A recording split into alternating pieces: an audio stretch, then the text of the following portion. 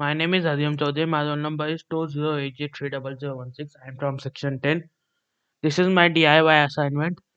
I have made a spanner, open end spanner. For making this spanner, first I have made a sketch in 2D and I have padded this sketch up to 4 mm. Then I made another sketch of both the ends and I padded it to a height of 5 mm.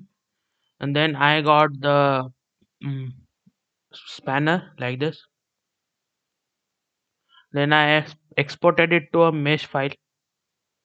Then in the Cura software, I have set the infill density as 60 and I have added the support and addition, and I have decreased the size of the spanner to 50% and then I have sliced it.